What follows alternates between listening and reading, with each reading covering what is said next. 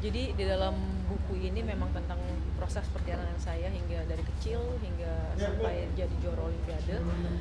Terus juga dan ada nilai-nilai yang memang saya ingin bagikan di sini. Ada 4 nilai, yaitu clarity to vision, di mana saya dari kecil udah tahu saya pengen jadi apa, juara apa, dan pensiun di umur berapa. Itu udah kayak ngelotok dalam diri saya. Dan kalau ada clarity vision, kalau nggak ada, dan yang kedua adalah komitmen and grit. Jadi komitmen itu dimana saya harus, ketika saya tahu, saya belajar proses pendewasaan juga ya. Ketika saya tahu bahwa saya udah ada visi, saya juga harus ada komitmen untuk menjalani semua ini. Dan yang poin ketiga adalah support system. Support system dimana kalau nggak ada orang-orang sekitar, suami saya, ibu saya, Bang Okto atau lainnya, semuanya, tukang masak, tukang cuci dan sebagainya, itu yang nggak akan ada saya pada hari ini gitu.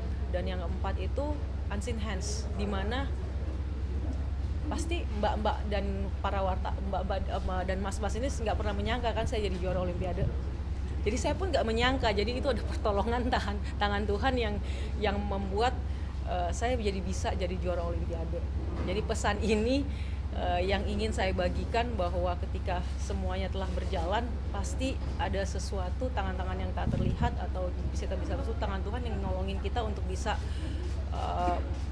hidup dalam kepastian dan bisa menembus garis batas dalam kehidupan gitu. Tapi pilihan judul menembus garis batas itu ada alasan tertentu nggak, Chris, di balik pemilihan judul menembus garis batas tadi? Iya, jadi sempat kepikiran apa ya yang judul yang baik. Terus ada kepikiran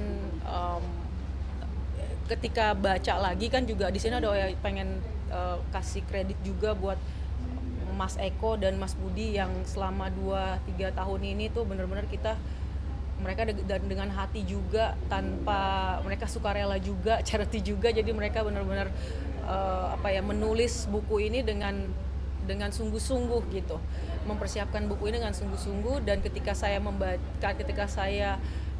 melihat dan membaca kembali bahwa kehidupan saya nih tentang memang banyak batasan-batasan yang dalam diri saya, yang pada akhirnya saya dimampukan untuk bisa melewati batasan itu. Yang seperti mungkin tadi saya udah jelasin di press conference yang lebih jelas ya, bahwa saya banyak cedera, saya dari Manado, kenapa ganda putri sih gitu, kenapa nggak tunggal putri atau ganda campuran. Terus juga di mana saya juga diskualifikasi dari Olimpiade London 2012. Banyak hal-hal yang sangat membatasi diri saya, tapi bisa pada akhirnya bisa menerobos itu dan bisa menembus garis-garis batasan dalam kehidupan saya.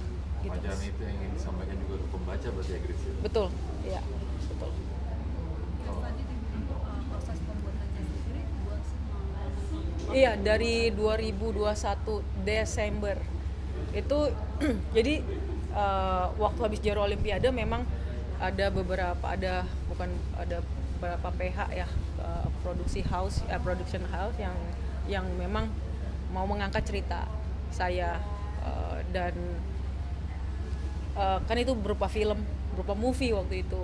Tapi setelah kita pikirkan, kayaknya jangan movie dulu, karena kita belum ada blueprintnya dan sebagainya, dan nggak pengen juga ini hanya sebagai one time event doang. Tapi pada akhirnya kenapa buku, karena kita pengen berkontribusi lebih banyak lagi setelah juara Olimpiade gitu, sampai bahkan ya target kita Indonesia generasi tahun 2045, bahkan anak kami sendiri gitu yang memang pengen mempunyai nilai-nilai yang bisa belajar dari cerita ini, dari movement ini sih Mbak gitu.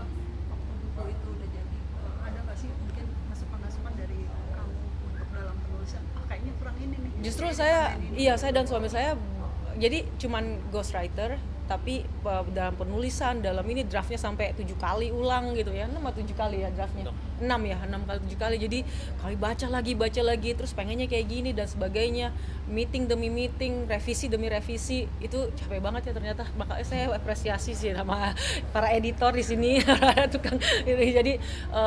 Jadi itu yang memang pengen banget, sampai si Mas Eko penulisnya bilang, gila Grace, gue baru kali ini melihat seorang yang ditulis biografi sampai sedetail ini. Kalian benar-benar tahu apa yang kalian mau gitu dalam penulisan ini. Jadi ya mereka hanya menulis, tapi hati semua pikiran itu dari kita, dari saya terutama yang mempunyai buku gitu. Grace, ini kan momennya ngepas nih mau Olimpiade Paris 2024 juga nih. Grace sebagai juara Olimpiade Tokyo gitu kan, mungkin gimana ngelihat peluang bulu tangkis kita di Paris nanti nih? Oke, udah. Mungkin dari ya momennya kan pas nih. Pas ya, jadi karena ada momen itu, jadi launching event ini justru bukan hanya menyesuaikan, tapi ada beberapa pertimbangan hingga pada akhir bagus banget juga nih buat adik-adik, teman-teman yang mau mengikuti Olimpiade untuk mempunyai spirit yang sama. Siapa tahu dari movement ini, dari menembus garis batas ini, buku menembus garis ini, mereka bisa ada sesuatu take away yang wah, gue juga pengen, gue harus berusaha yang baik, gue siapa tahu gue harus berdoa, gue harus ini dan lain-lain, sehingga pada saat nanti di Olimpiade itu jadi transfer spirit ya. Siapa tahu juga mereka bisa baca dan lain sebagainya ya. Itu yang gerak apa sih ya, semangat itu yang saya ingin sampaikan kepada teman-teman dan adik-adik saya gitu. Udah lolos mereka dan inilah saatnya. Menurut saya ketika udah masuk di Olimpiade nggak usah pikir yang lain, all out. Karena siapa tahu